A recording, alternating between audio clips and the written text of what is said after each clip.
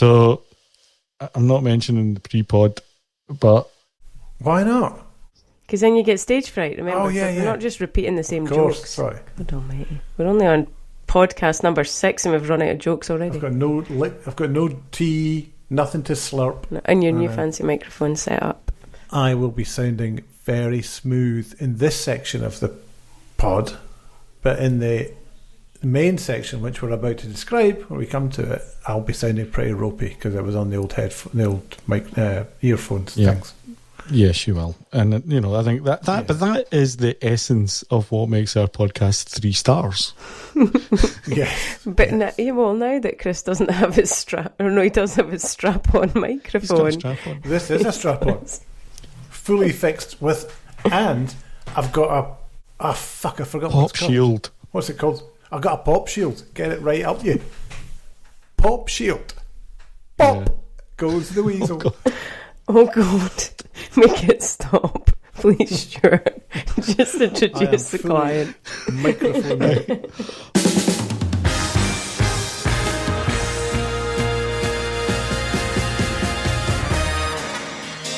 Welcome to the Good Roundup. The Good is a brand consultancy based in the UK. The 3 of us get together to talk about nonsense and how badly Chris's sound is, but we don't have that excuse anymore. So this week...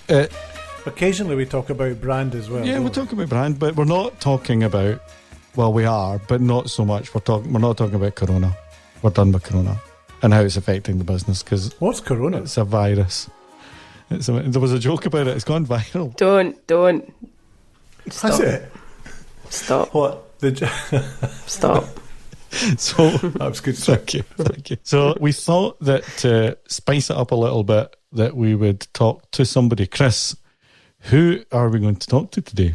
So this gentleman, when Keith and I set up the agency and were frog marched out of 999 with cardboard boxes, we went to the pub and tried to work out how we were going to start a business. Keith was more worried about what car he was going to be driving. I was trying to get the business in, right?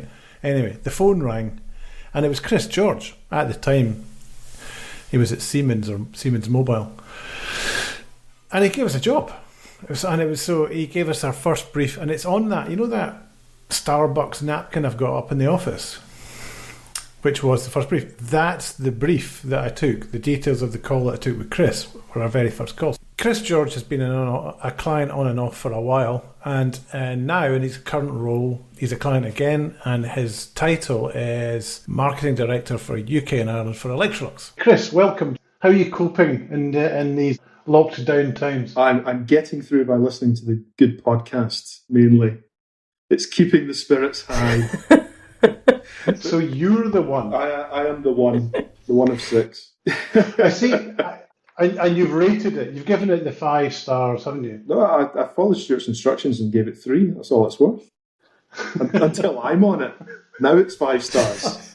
You've gone full 5-star now. You're very welcome. You're very welcome. Well, thank you for having me. We had a crazy idea that we wanted to broaden the church and talk to a few different people, ideally clients, and you are one, to have a little chat with us and talk about things maybe other than the COVID crisis, although by definition and what we're living through, it's going to feature. But in a desperate attempt to leverage our name into a question, we wanted to ask you guys, or some of our clients, what good do you think will come out of this crisis from your business's perspective or your brand's perspective or whatever? Is there anything that you can say is a positive? Oh, it's a stretching question. Positives. I think that from a business point of view, I don't think there's going to be a huge amount of positives anytime soon. I think that what I'm kind of grateful for is the recognition of leadership coming out at times like this, because I think that it's one thing to look at whether marketing budgets are cut and all that sort of stuff, but I'm really grateful that within Electrolux, our CEO, Jonas Samuelsson, came out very quickly and he said, what we want to do is to support staff through this. We want to preserve jobs as much as we can, support people through this. And we've been able to bring that through into the local cluster as well. So, I was very happy to be going to my staff and saying, look, things like furlough will happen, but it's all, everything we're doing in terms of cutting marketing budgets, how we're going to run the business over the next few months is all about making sure that we preserve the business and that we support staff and preserve jobs as much as we possibly can, not knowing how long it's going to go on for. So that to me was a real moment in that, my belief that within this, one of the real things that will stand out will be leadership, what people do, how people act, because ultimately, pressure, crisis, it brings out the best and the worst in people. And I think we've already seen lots of examples within different industries and different companies of people who have risen to the COVID challenge and people who are just not behaving the way that you would want the company that you work for to behave.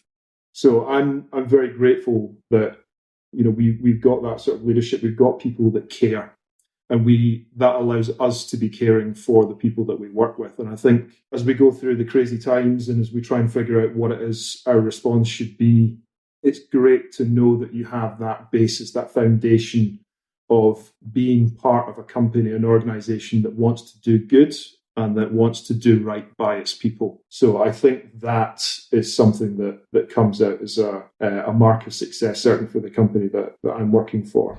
Is that very much a kind of a Swedish cultural thing, or is it broader than that? I think there's an aspect of that within it, but I think it's also a mark of just the way that the company's run, the type of people that we have in leadership positions there.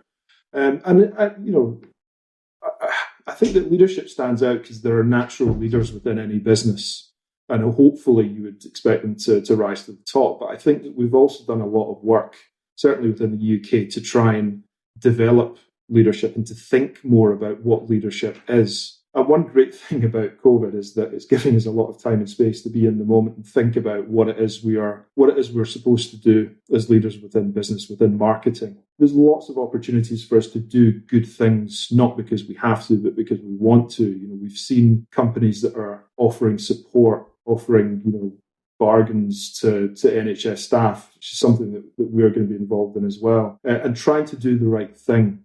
And really, that's kind of at the core of leadership, but it's not something that everyone naturally has. It's something you have to work on. And within the business, we invest a lot of time and effort in trying to make sure that people understand behaviours that are expected, but then living up to it as well, which is kind of the tough part. How about when we spoke right at the beginning? I remember meeting you when we were in London, and you talked about the fact right at the beginning that sales were pretty strong at the beginning of the crisis. How's that played out? Can you explain that or talk a little bit about that? I know whether that's continued. Yeah, I think it was a bit of a surprise. We've obviously seen it coming, and because we're connected into a big European corporation, we've been keeping an eye on what's been happening within Italy and France and Spain as it's kind of crept west across Europe. And in some clusters, in some countries, they don't have a sophisticated an online business as we have in the UK. So we've seen business dropping off quite severely in some places, Italy especially. So we weren't quite sure what to expect when it came through. I think that for the first couple of weeks, we saw quite dramatic rises in certain categories, particularly around refrigeration, as people were bulk buying and storing their toilet rolls, and things like chest freezers were just flying out the door. We couldn't get our hands on them fast enough. So I think that the really agile businesses, and not wishing to name drop, but the likes of AO, Appliances Online, they were one that was very quick to respond to the opportunity and scale up in areas where they felt that they could take advantage of random opportunities coming through as a result of the COVID crisis. And I think other retailers are following suit and looking at what's going on and just trying to lean into opportunities as they come through. Because ultimately, the market that we have is broadly shut down. So there are a few opportunities for us to continue trading, but where they are there. We're seeing some innovations and people trying different things, working hard just to keep the machine going. So when we get to that phase and we start ramping things up again, then it's going to be there. But I think we are in some ways slightly blessed with the fact that we've got a really good online infrastructure in the UK. We've got really good delivery infrastructure in the UK. So we're still seeing those little spikes in demand depending on what's happening in market, but there's still volume going through the system, which is helping us. Yeah, it's interesting. I saw been watching quite a lot of TV. I think everyone probably has. But I've been Currys have been at it on the TV, advertising all the time at the moment. Have you noticed that? Are they trying to get ahead of the game, or? Well, I think that if you look at someone like Mark Ritson, he's very much an advocate of continuing to invest in building your brand during hard times, and mainly that's driven through recession, which is a bit more systemic than what we're facing at the moment. So I think there's a lot to be said if you've got a relevant offer. And, I have to put my hands up. We had an automated social media post that went out really within a couple of days of the crisis starting that was related to refrigeration. And we got lots of negative feedback online saying, oh, you're trying to profiteer and take advantage of, people going out and bulk buying, you're feeding the machine. And it happened to be an unfortunate circumstance, and it was all pre-automated. It just happened to come through at that time. And we took it down, but there is that sense that, consumers aren't daft, and when they see people that are trying to be disingenuous in market, then they'll pick up on that, and they won't miss and hit the wall when they're feeding back on that. So I think that the brands that are smart are the ones that are adapting their message, and they're trying to make an appeal on a basis that they're trying to be genuinely useful. They've got something to offer people, whether that's frontline staff and prioritising them, or just making consumers' lives easier by continuing to be able to provide a service or provide deliveries at a time when everyone's going through a really tough time.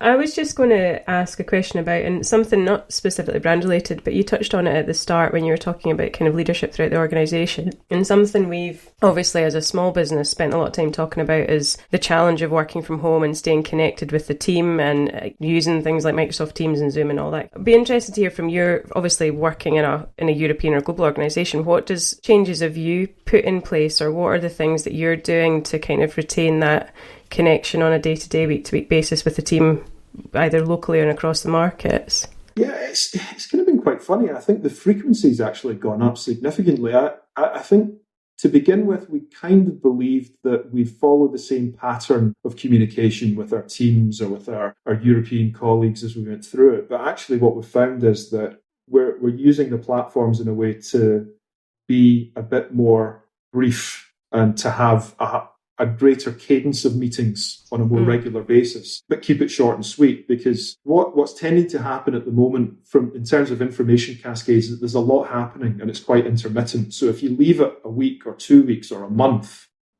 as we've seen, the whole world can change within the space of a couple of days. So actually, I think there's a real reassurance around having a regular cascade of information from leadership into the business, but also in terms of team interactions. We've gone from having a monthly team meeting to having weekly team meetings, and in some instances twice a week, again, depending on what's happening. And I think we're quite fortunate because we're a European operation. We're quite used to a lot of the digital tools. So, we have Blue Jeans as standard. We've started using Microsoft Teams a lot more because that's the way that we tend to organise our work, and now having the chat facility there has been really good. So I think that the tool matters less than how you're using it, and just making sure that the fact that we've got all these facilities means that we have to think more about how we communicate, when we communicate, and I think that cadence has really helped. But certainly from the point of view of working from home, we've had a few challenges in terms of trying to get things set up. Particularly, we have a call centre within our Luton head office, and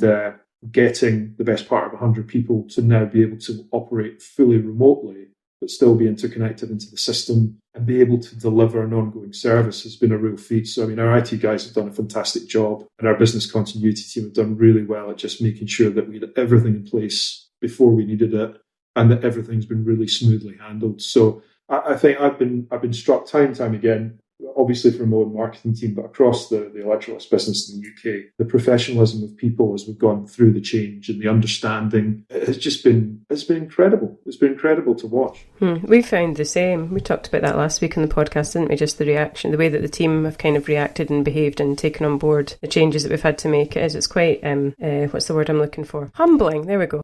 When we talked the other day, Chris, you mentioned an interesting thing, and I don't want to mention names, but I think the principle was right about the phrase that you keep hearing, and it's now, one of these phrases you hear, the phrase 3 to 6 months. And you had a challenge with that phrase. it's being used, and I just thought that was interesting. If you wouldn't mind expanding on that. Yeah, I think, we get a lot of chat about the new normal, and there's a lot of generalization in terms of the language around this. And one particular agency that I was dealing with was talking about things in terms of 3 to 6 months. And my point to them was that there's a big difference between 3 months and 6 months when you've got no income and the market is basically frozen. The difference between 3 months and 6 months is being in business or not being in business.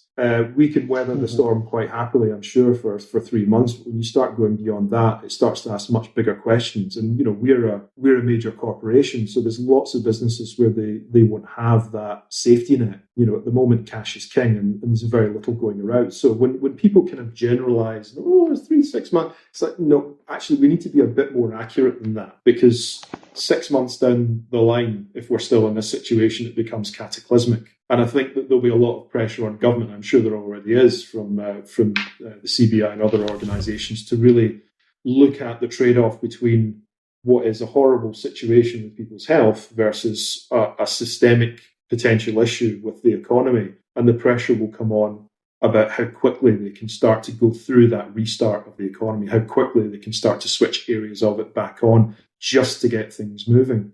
So I think, there's a lot of flippancy with language sometimes, and people don't necessarily think about it, but it's, at the moment, every day is costing money. So when we talk in general terms about months, that's a flippancy too far for me.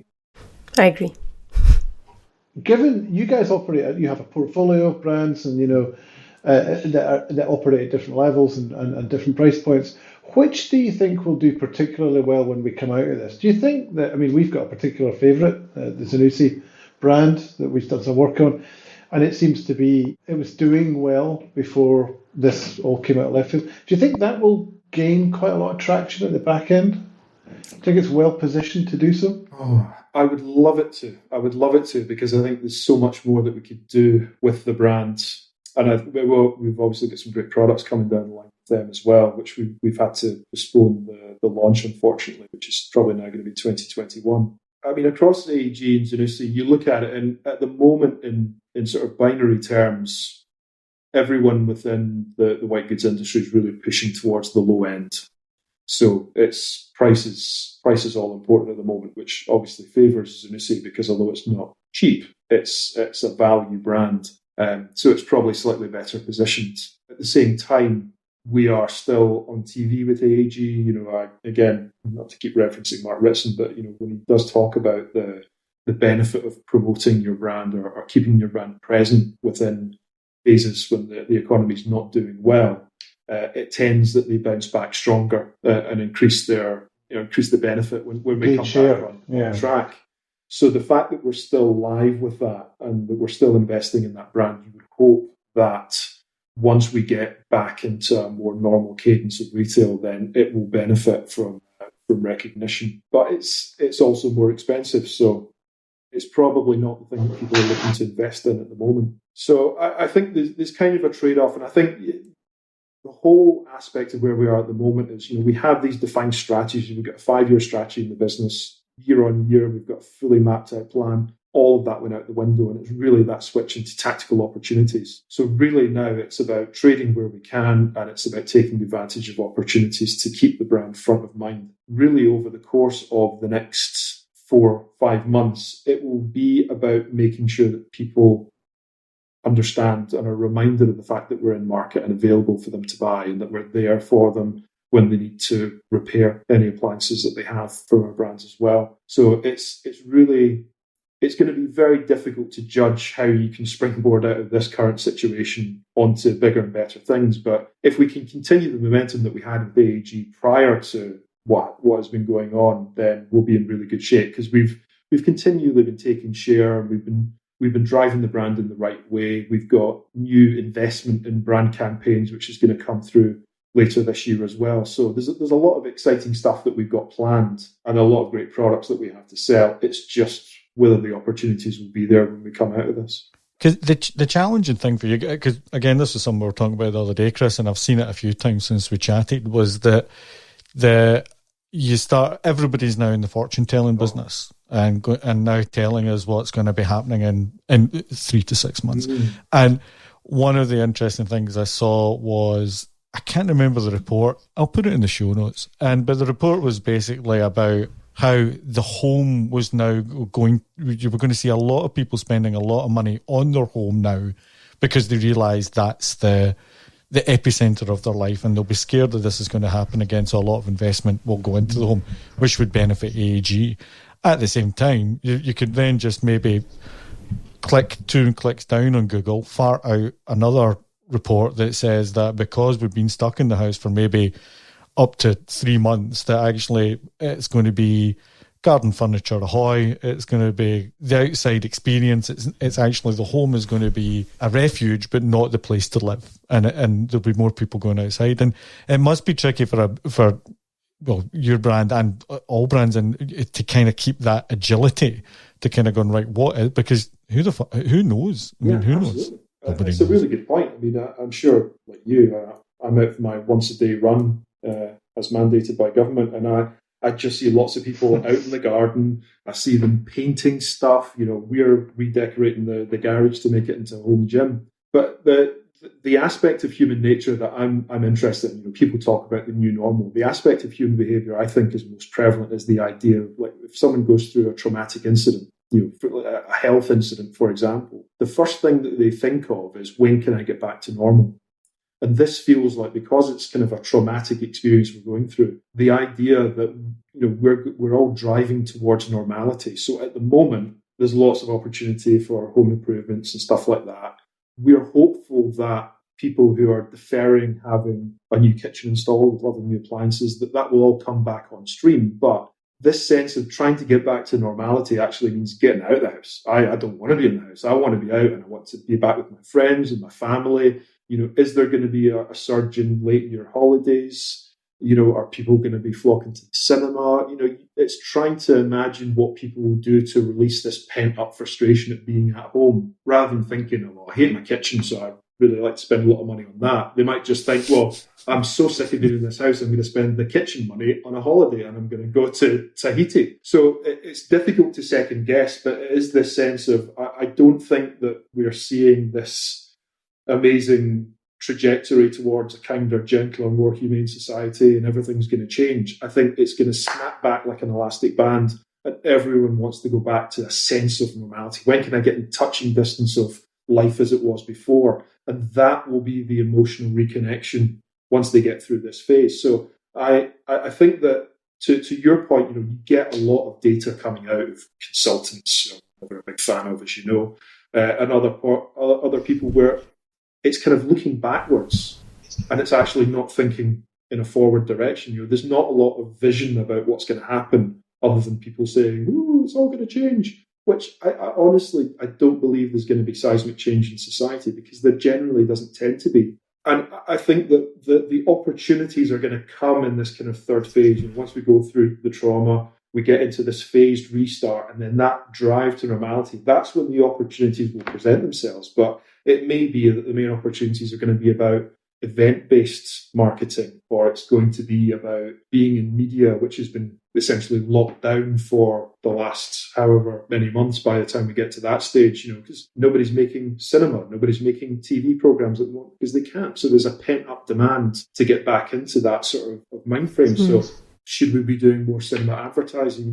These are the sorts of innovations that you're looking for when you're talking about where we're going to be beyond the current state. And I don't think there's a lot of that. There's lots of people going through the numbers and looking at, how long it's going to go on for. But it's like, it's going to be a finite amount of time, because there'll be an economic imperative to move us beyond this. So once we get into that phase of returning to a sense of normality, what's going to be the outpouring? What's going to be the emotional expression people will have in market where you can make yourself relevant? These are the things that are just churning through my mind, because I've got some ideas, but I don't have all the answers. And I think that's the area that we as a team within Electrolux are trying to turn our heads to, because those are the places where we can drive relevance, which is what we need to do as a brand. We need to make ourselves known. We need to drive a sense of relevance for consumers. I wanted to ask Chris a different question. Remember with Zanussi, and this is back to another Mark Ritson thing, which this is not a show paying homage It's to Mark the Ritson, Mark but Ritson it's show. some of the It's teaching. usually David Baker, to be fair, so at least we're giving Mark Ritson a bit of airtime this time. And it was about the work that we all did on Zanussi and that you championed in your organisation, and it was primarily about the yellow. Isn't it great? Yeah, well, it's back to the point that Mark Ritson makes about, one of the first things that brands need to take care of is when they communicate to their customers is firstly, do you know that it's me? Do you know that it's this brand first off? And that's a fairly blunt instrument that you can use. And the yellow goes a long way in your category to make sure that people know this is Zanussi. And you made a point when we were chatting a while ago around that is some people can conflate the AEG brand with some of the other higher end German brands. But the great thing about Zanussi is that it's yellow and no one mistakes that for anything else. And you had to fight for that within your organisation for various reasons. Can you talk a little bit about that? Because it's we in this and what we do here and what we talk about, it's all agency focused. But I'm intrigued about how the machinations and how the mechanics of that work on the client side. I love the work on Zanussi. I think it's probably some of the best brand work I've been involved in my career, in all honesty. I think the simplicity of the idea and the execution were great. The fact that we've got a really good brand to play with as well is wonderful, because it's, you still get people who are in their 30s resonating back to periods when we were talking about the appliance of science. That if anything, it's a case study in the fact that if you invest and build a great brand over time, it lingers, it stays around. Our awareness scores and our preference scores on the Zanussi brand are still really, really high.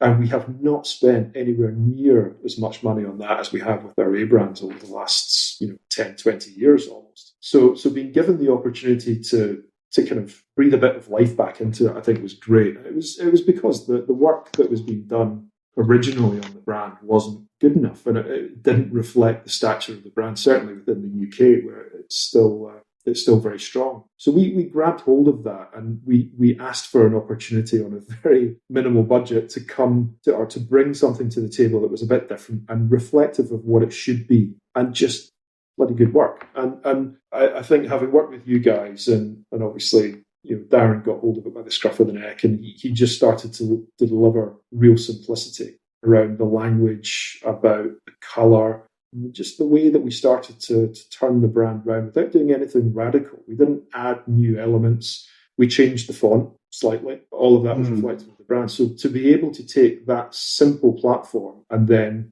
immediately across all my European colleagues, as soon as they saw it, they're like, that's great, we love it. What are we going to do with it?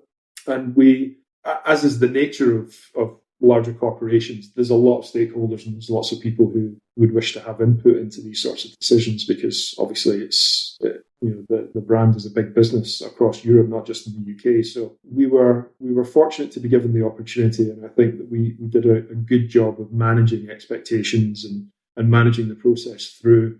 Where we did come up against some opposition on things like colour and keeping it really super simple, we went to the consumer and we asked them. We got consumer groups to come back and feedback into it, and there were positives and negatives of the original approach. So with some mild tweaks, we were able to keep the fundamentals, but also be able to offer slightly dialed down approaches for where it was necessary. Because ultimately, across kitchen studios and electrical retail, it's different consumers and different requirements to communicate to those consumers. So we, working with you guys and just being able to dial up and dial down how dramatic we wanted it to be was great. So we've got that as a toolkit. But generally, from a UK perspective, when we are going out with communications about Zanussi, we want it to be as bold as possible.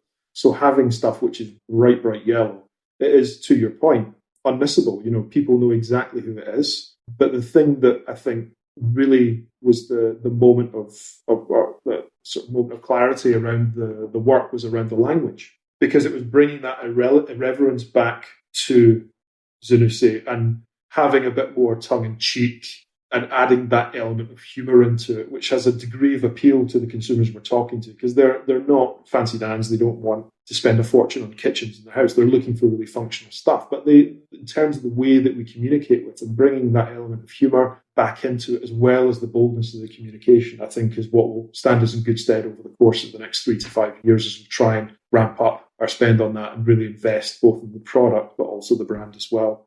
Great. Amen to that. Should we finish by asking Chris to name a date where he thinks the pubs will reopen? Oh, sweepstake. So we're running a sweepstake in the office about, it's not been started yet, but it will be, about the date that pubs are going to reopen in the UK. Or Scotland, I don't know, or both, but have a stab. Yeah, that's kind of a tough one. So I think that the trauma phase that we're going through is going to be wrapped up by June. I think we're going to go through the phasing of the restart from June to October, and then I think from October through into next year we'll start getting back to a sense of the normal. So I would hesitantly say that 1st of September we'll be able to go out for a pint. Wow! I don't think you're wrong. Wow. I'm astonished.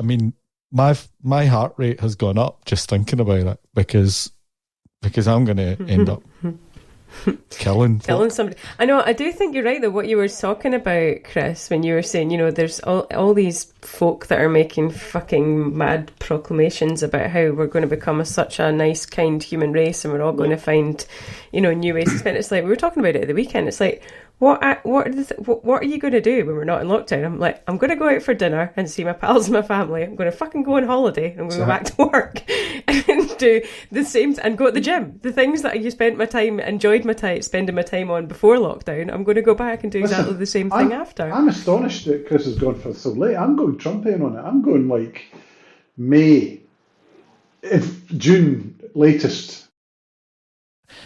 I haven't gone home drunk on a train and been sick in a toilet for months. You've been sick in a toilet, just not after you've come home in a train. It's the train. The panic. Will this door open? That's what I live for. Well, Scott, I had heartburn last night when I was drinking a glass of wine. I was like, I've been drinking so much, I'm now getting heartburn when I drink. That's not a good thing. It's drastic times. I'm going end of June. I'm going optimistic. I think end of June, beginning of July, we'll be in the pub. I think it'll be. I think schools opening is going to be the big thing. So that's interesting because that is that flip between schools are not pubs, Scotland, England. Schools are not pubs. No, but I think that's that'll be one of the big lines in the sand. And you've obviously not been to the same school I went to, but I think because that's the thing that starts life again. The new school year. I think it'll be around about then that things will start to get, because they're not wanting people to go on holiday. God. Oh, God.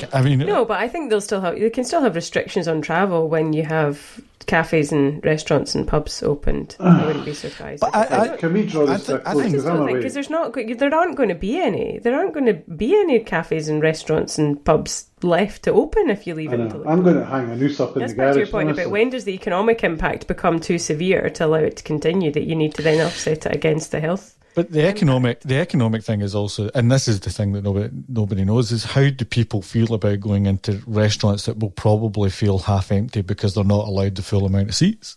Yeah. I'm okay with that. Does it mean I get my dinner quicker? Yeah, probably. It'll probably cost you twice as much as well. Well, that's what they're doing in Sweden, isn't it? They're obviously they're not in lockdown, but they've got I don't know if it's forced or if it's restaurants that are choosing to do it. Restaurants and cafes are operating at about 50% capacity, so they've still got restrictions in place in terms of how. I don't think it's 2 meters. It's like sitting at every other table and things like that. That's what they're doing. I'm sure that there was a. The Swedes have taken a very laissez-faire attitude to it, but actually, it's. I suppose you look at cultural distinctions within this as well, because the French, bless them, and I don't wish to stereotype horribly, but the French are less accepting of government edict, whereas the Germans will follow it to the letter. I think the Swedes are very pragmatic, and social distancing is kind of a cultural thing there as much as a government diktat. So I think they've kind of embraced the principles of trying to keep distant, but trying to keep the economy ticking over, which, they're a bit more bullish about the health impact and the number of people that are necessarily going to die. But then you look at their death rates, and actually they're not climbing radically. So it may be they've made a different decision and they've got it right. But it's partly because in a cultural sense, the people respond to things in a different way. Whereas if you a different way, yeah, Glasgow or Stirling, people aren't really paying, or certain demographic groups are not paying attention at all to the idea of social distancing. I can't like anybody in the co-op anymore. They've totally stopped that. But in the Spar, though, it's all right. Just not the co-op. It's not allowed to go into the co-op. I have to say, I'm finishing this podcast depressed. I'm away to hang a noose up in the garage. September. Embrace the opportunity.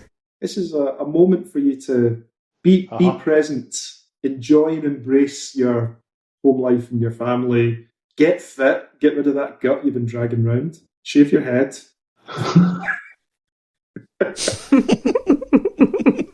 Who are you talking about? Me? All right. I thought it was a bit of self-reflection. No. I've been working out every day in some capacity. Brilliant. It's beautiful. Beautiful, man. Thanks, Chris.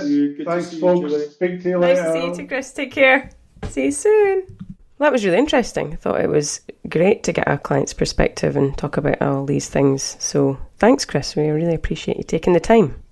Yeah, it's always good to understand what they're thinking about from their side, because we're always focused on our side, aren't we? Yeah, indeed so. And it's not our interpretation of what clients are telling us either. It's straight from the horse's mouth, so to speak. So yeah, I thought it was... Hopefully everyone else enjoyed it too. I think what would be good is to get Chris back on at, say, the beginning of next year and just say, and play bits back and just prove how wrong he was. That's true, actually. Pretty much everything. I'm sure he'll be up for that. I was going to say, do a bit of an update. What was this about September? What was talking about? And do things like that. We could just play it back and humiliate him on the internet. Or, alternatively, Stewart, he might be right in every case, in which we'll have to pay homage to him and doff our caps. To which I would absolutely be delighted to do so. No, apart from the September bit, he's way wrong about that. Well, we'll see. Let's hope so. All right, guys. Okay. Is that us? Nice one. Yeah, that's us. See you later. See you later.